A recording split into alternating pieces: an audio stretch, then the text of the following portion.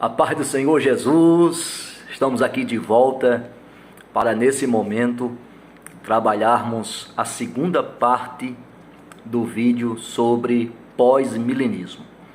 Aqueles que estão vendo este vídeo e não tiveram acesso ao nosso primeiro vídeo, a primeira parte dessa temática, eu aconselho a, antes de ouvir esse vídeo, estar vendo o vídeo anterior.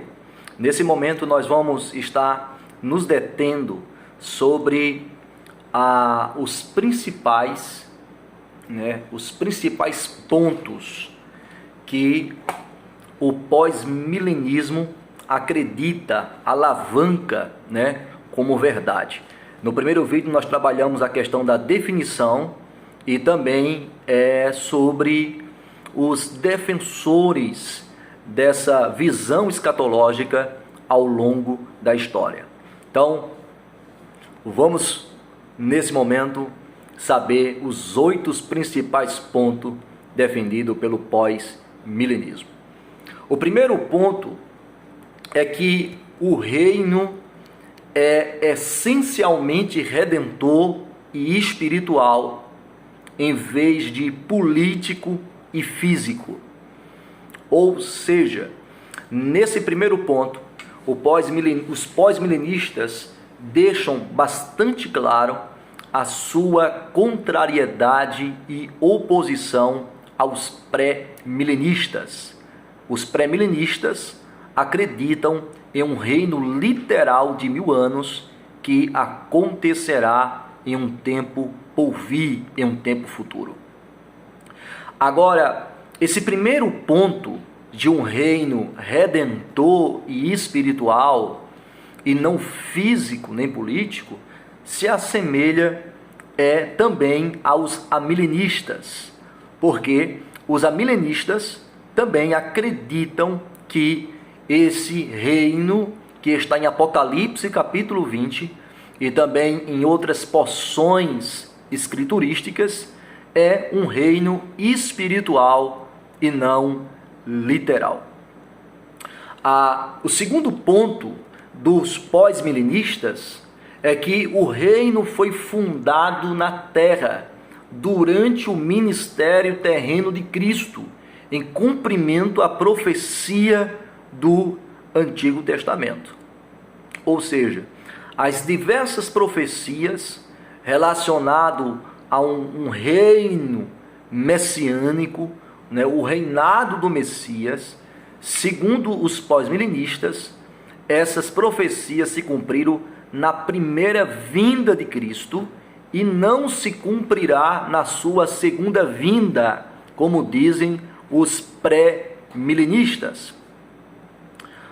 O terceiro ponto que os pós-milenistas acreditam é que o reino que é redentor e espiritual e que foi inaugurado na primeira vinda de Cristo, esse reino exercerá uma influência sociocultural transformadora na história. Ou seja, há uma profecia sobre a questão dos 7 montes, ou seja, são 7 áreas ou 7 esferas da sociedade que serão diretamente influenciadas pelo cristianismo. Ou seja, através da evangelização mundial e de uma ação do Espírito Santo nos corações dos indivíduos, haverá uma espécie de cristianização do mundo. Daí as verdades bíblicas passarem a ter uma relevância e uma importância bastante significativa e predominante na história da humanidade. Esse terceiro ponto vai ficar mais esclarecido quando nós estivermos falando e citando os demais pontos. O quarto ponto principal dessa teoria, dessa linha interpretativa, é que o reino irá se expandir gradualmente no tempo e na terra. Isso será obtido com o poder real de Cristo como Rei, mas sem a sua presença física na terra. Esse quarto ponto vai novamente de encontro àquilo que os pré-milenistas dizem. Porque os pré-milenistas que acreditam que a segunda vinda de Cristo é que trará o milênio, e esse milênio será um reino literal de 1000 anos, os pré-milenistas acreditam que esse reino será inaugurado de uma forma abrupta, de uma forma imediata, de uma só vez. E o evento que fará isso acontecer é a volta triunfal de Cristo, conforme está narrado em Apocalipse capítulo 19. Já os pós-milenistas dizem que não. Esse reino de Cristo não vai ser estabelecido como fosse uma coisa cataclísmica, uma coisa abrupta, algo repentino, mas sim que esse reino ele já começou, ele já foi inaugurado na primeira vinda de Cristo e está sendo de forma gradual e paulatinamente estabelecido e influenciando diversas áreas da sociedade.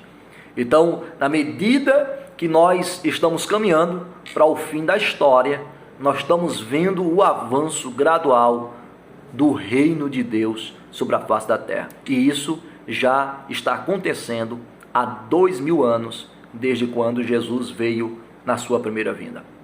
O próximo ponto, que é o quinto, é que os pós-milenistas advogam e defendem que haverá um reavivamento espiritual antes da volta de Cristo. Se eu parasse aí, os pré-milenistas diriam: opa, isso também eu acredito. Eu acredito que antes que Jesus volte, o Espírito Santo fará um grande avivamento na vida da igreja, e a igreja será despertada, uma parte dela do seu sono, da sua letargia espiritual, e trará uma explosão de evangelismo sobre a face da terra. Agora, a diferença é que os pós-milenistas vão um pouco além daquilo que nós pentecostais ou pré-milenistas defendemos acerca de um avivamento espiritual antes da volta de Cristo. Os pós-milenistas dizem que esse reavivamento fará com que pessoas de todas as nações creiam em Cristo, ou seja, a pregação bem-sucedida do Evangelho é crucial para toda a abordagem dessa corrente escatológica. Isso significa que antes da volta de Cristo veremos um mundo cristianizado. Então, a diferença é que os pós-milenistas dizem que esse reavivamento fará com que haja uma explosão missionária, evangelística sobre a face da terra, onde missionários serão enviados por diversas partes do mundo e todas as nações serão evangelizados. Não que todos se converterão, não é universalismo, mas que uma boa parte, sim, serão salvos, e de uma forma geral, todas as nações serão influenciadas pelo cristianismo. Então, são duas palavras-chave no pensamento pós-milenista. É uma evangelização mundial e um mundo cristianizado. Isso a gente não pode perder esse foco e essas palavras-chave dessa linha de pensamento. Um próximo ponto, que é o sexto, é que a expectativa de um longo período de paz na Terra é chamado milênio. Ou seja, os pós-milenistas dizem que, de fato, eles têm uma expectativa de que haverá um longo período de paz na terra. Porém, não será algo repentino, de forma abrupta, como nós falamos, e sim algo gradual por meio da evangelização. É bom destacar que o milênio é um longo período de tempo, não necessariamente 1000 anos do calendário. Assim, para os pós-milenistas, os 1000 anos de Apocalipse 20 são de natureza simbólica. Aqui, mais uma vez, os pós-milenistas mostram a sua posição e o seu pensamento diferente aos pré-milenistas. Enquanto que os pré-milenistas, que aqui no Brasil é defendido pelas igrejas Assembleia de Deus de uma forma geral, pelos pentecostais, e principalmente também por pensamentos, pessoas que são arminianas, né, na questão soteriológica, a maioria dos arminianos, né, que são também absorvem essa ideia do pré-milenismo. Então, para os pré-milenistas, o texto de Apocalipse 20, que descreve sobre o reino milenar, esse texto tem que ser interpretado de forma literal. Para os pós-milenistas e para os amilenistas, não. Isso é algo simbólico. Agora, dentro do pós-milenismo, nós vamos ter subdivisões. Então, você vai ter um grupo de pós-milenistas que acreditam que o reino foi inaugurado e que esse reino está sendo implantado de uma forma gradual, mas que no futuro, por essa ideia de expectativa, essa expansão desse reino fará com que em algum momento da história haja uma era áurea ou uma era dourada, chamada milênio, que será de fato um período de paz sobre a terra. Porém, outros pós-milenistas vão dizer que não. Eles não têm expectativa de um período específico de uma era dourada antes da volta de Cristo. Eles acreditam que esta era, ela se dá nesse espaço de tempo entre a primeira vinda e a segunda vinda de Cristo. O próximo ponto, que é o sétimo, e aqui nós corremos para o nosso término, é que a existência de um período de apostasia e explosão do mal que acontecerá em conexão com a vinda do anticristo no fim do milênio. Esse ponto 7, sobre os textos proféticos, ou sobre esses eventos escatológicos que falam sobre um período de apostasia, né, e uma explosão do mal que acontecerá em conexão com a vinda do anticristo, não é defendido por todos os pós-milenistas. Por quê? Porque nem todos os pós-milenistas acreditam desta forma. Alguns pós-milenistas são preteristas, afirmam que tais acontecimentos já teve seu cumprimento no passado. O que é o preterismo? O preterismo é uma interpretação do livro do Apocalipse, que a maioria dos acontecimentos que estão no Apocalipse já tiveram seu cumprimento no passado, principalmente no primeiro século. Então esse ponto sétimo, né, esse ponto sétimo não é defendido por todos os pós-milenistas.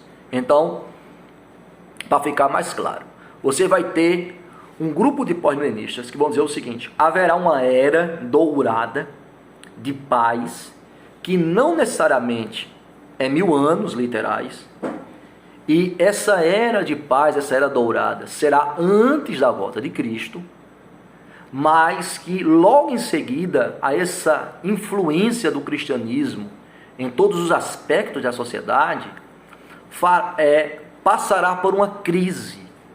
E essa crise é por causa da apostasia que vai acontecer e da manifestação do anticristo. Então, a partir dessa crise, que vai ser instalada logo após essa era dourada, Cristo voltará para julgar todos e dá a punição para os ímpios e a recompensa para os justos. Em último lugar, o término do milênio com o retorno corpóreo de Cristo. Ou seja, enquanto os pré-milenistas creem que Cristo virá para inaugurar o milênio, os pós-milenistas creem que Cristo virá no final, tendo em vista os acontecimentos descritos no ponto 7. Então, aqui está os 8 pontos defendidos pelos pós-milenistas. Espero você na terceira parte desse vídeo para nós falarmos sobre a fundamentação bíblica e sobre algumas críticas